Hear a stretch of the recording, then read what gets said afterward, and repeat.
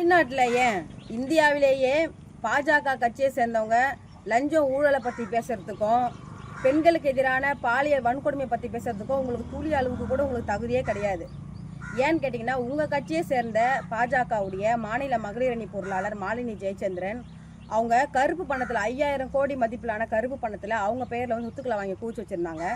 எங்கள் தமிழர் முன்னேற்ற படை கட்சி எங்களுடைய செலவில் நாங்கள் வெவ்வேறு கிராமத்தில் வெவ்வேறு பத்திரங்களை கண்டுபிடிச்சி சுமார் வந்து 500 பத்திரங்களை எடுத்துன்னு போயிட்டு சென்னையில் உள்ள நுங்கம்பாக்கம் வருமான வரித்துறை புலனாய்வுத்துறை இயக்குனர் அலுவலகத்தில் நாங்கள் வந்து ஒப்படைச்சிருக்கிறோம்.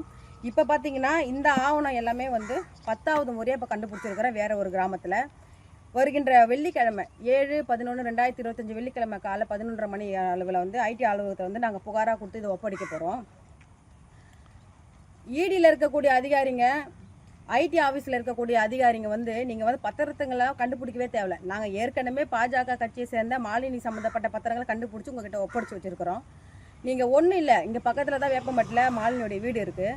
அந்த பத்திரங்களை எடுத்துகிட்டு வந்து, ஏமா மாலினி நீங்கள் ஒரு பாஜக கட்சியில் இருக்கீங்க, இந்த 6 வருஷத்தில் நீங்கள் சாதாரண ஒரு எல்ஐசி ஏஜெண்ட்டாக இருந்தீங்க, உங்கள் பெயரில் வந்து 5000 கோடி பணத்தில் வந்து நீங்கள் சொத்துக்களை வாங்கி கூச்சி வச்சுருக்கீங்க, இந்த பணம் உங்களுக்கு எங்கேருந்து வந்துச்சு, யார் கொடுத்தாங்கம்மா அப்படின்ற ஒரு கேள்வியை மட்டும் ஒரு 2 நிமிஷம் இன்வெஸ்டிகேஷன் அவங்க வீட்டு வாசலை வந்து பண்ணி பாருங்களேன்.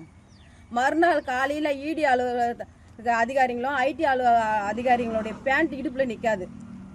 ஏன்னு கேட்டிங்கன்னா, இன்றைக்கி தமிழ்நாட்டில் மூளை முடுக்கில் எங்கெங்கேயோ வந்து இடி அதிகாரிங்கெல்லாம் வந்து சும்மா வந்து இங்கே ரைடு விட்டுன்னு ஜோக் காமிச்சுன்னுக்கிறீங்க.